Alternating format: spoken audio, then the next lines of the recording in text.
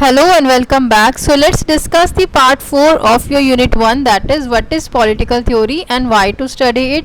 Subject is MPS 001 political theory.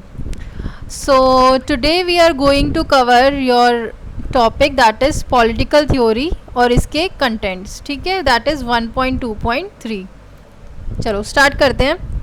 देखो, बहुत लोग ये सोचते हैं पॉलिटिक्स जो है वो एक बुरी चीज़ है और इसके बारे में नेगेटिव तरीके से सोचते हैं और ये सोचते हैं कि ये फुल ऑफ सेल्फिशनेस है, इसमें छल कपट झूठ हर चीज़ें चलती हैं, इसमें ट्रिक्स यूज़ करते हैं लोग लोगों के माइंड को, ओपिनियन को कंट्रोल करने के लिए. बट ये जो नेगेटिव व्यू है ना, ये एक्चुअल में सही नहीं है. जो पॉलिटिक्स होती है ना, ये सिर्फ इसका मतलब ये नहीं होता कि भाई करप्शन हो रही है या फिर हिपोक्रेसी है. पॉलिटिकल थ्योरी जो है आपकी, इसका मतलब ये नहीं कि भाई डर्टी पॉलिटिक्स है या आप एक दूसरे के साथ प्लानिंग और प्लॉटिंग कर रहे हो, प्लॉटिंग स्कीम्स कर रहे हो, तो ये सब नहीं होता. इंस्टेड जो आपकी पॉलिटिक्स है वो एक बहुत ही सीरियस और डिसिप्लिन सब्जेक्ट है. पॉलिटिकल थ्योरी जो है ना, वो बहुत ही सिस्टमैटिक और केयरफुल स्टडी है जो ये समझने की कोशिश करती है कि एक्चुअल में जो पॉलिटिकल है ना सोसाइटी में, वो है क्या. सो ये जो फोकस है पॉलिटिकल थ्योरी पे, ये अक्रॉस द हिस्ट्री भी हमारा चेंज हुआ है. अब जो एंशियंट थिंकर्स थे जैसे कि प्लेटो, एरिस्टोटल, इन्होंने फोकस किया था आइडियल स्टेट पे और बताया था कि कैसे पॉलिटिक्स को काम करना चाहिए. सो जो कंसर्न था ना एरिस्टोटल और प्लेटो का, वो बेसिकली नॉर्मेटिव था. नॉर्मेटिव का मतलब है कि क्या होना चाहिए. उसके बाद में जो लेटर ऑन ये जो फोकस था वो शिफ्ट हो गया था आपका गवर्नमेंट को डिस्क्राइब करने में और इस पे कि कैसे गवर्नमेंट को फंक्शन करना चाहिए.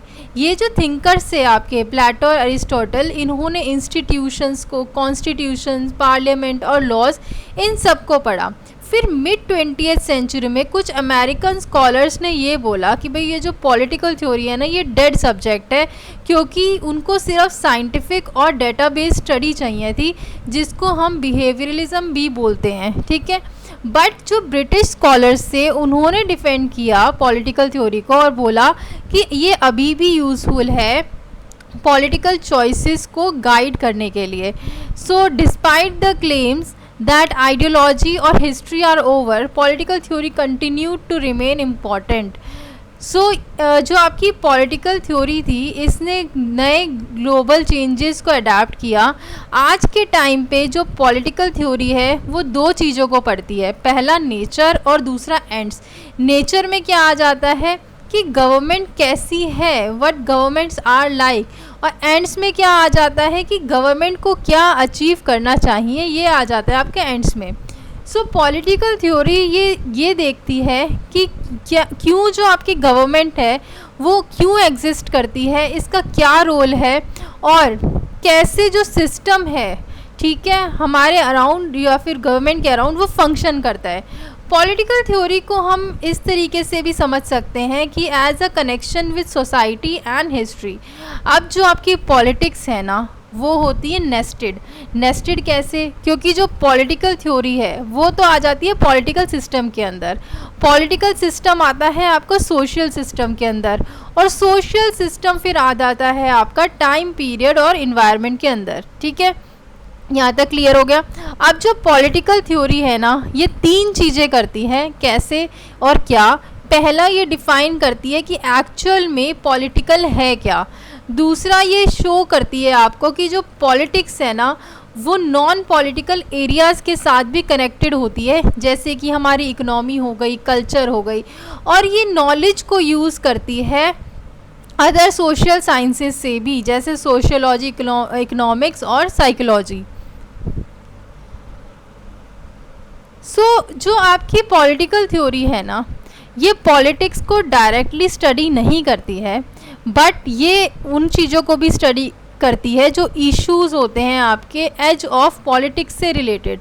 मतलब जैसे कि ग्लोबलाइजेशन को भी ये स्टडी करती है, जेंडर बायस को भी स्टडी करेगी, इन्वायरमेंट को स्टडी करती है. सो पॉलिटिक्स को अगर हम डिफ़ाइन करें ना, तो कभी भी इसकी डिफ़ाइनिंग में मतलब कभी भी ख़त्म नहीं होता. बेसिकली हम जब भी डिफ़ाइन करते हैं तो हमें हमेशा ही नई टर्म्स और नई चीज़ें मिलती हैं जब भी हम पॉलिटिक्स को डिफ़ाइन करने लगते हैं। जो स्कॉलर्स जैसे कि शेल्डन वॉलिन जो आपके थे, इन्होंने 3 कोर एस्पेक्ट जो हैं वो लिस्ट किए थे पॉलिटिकल थ्योरी के।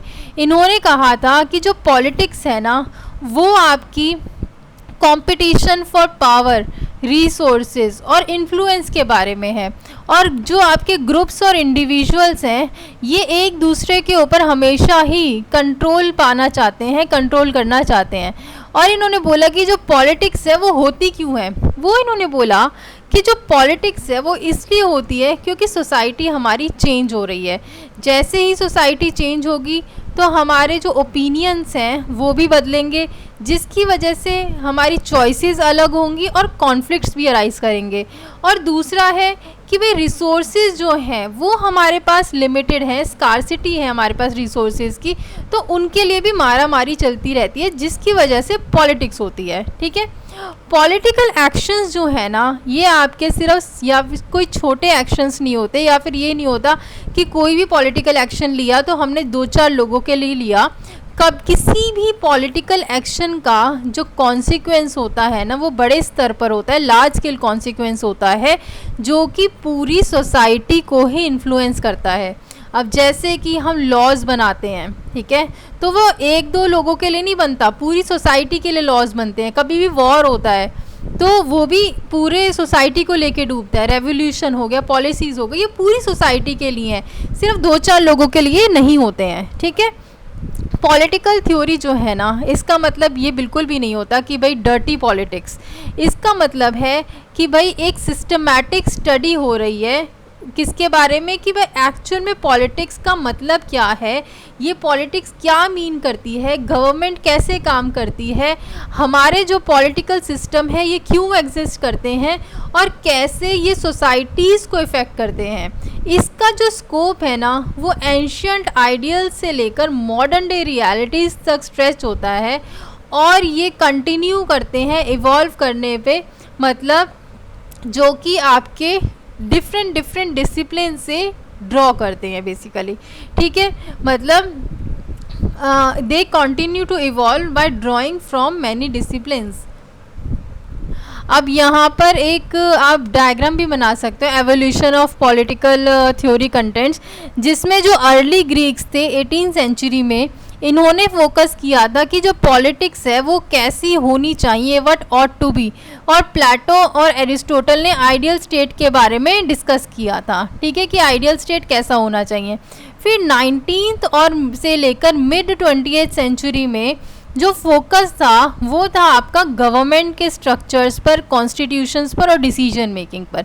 फिर हम आ गए मिड 20th सेंचुरी में, उसमें डिबेट छिड़ी किसकी, कि भाई जो पॉलिटिकल थ्योरी है वो उसकी डेथ हो चुकी है। ठीक है, और ब्रिटिशर्स और अमेरिकन्स के बीच में जो आपके स्कॉलर्स थे उनके बीच में ये डिबेट छिड़ी थी। ठीक है, जो कि थे आपके बिहेवियरलिस्ट वर्सेस ट्रेडिशनलिस्ट।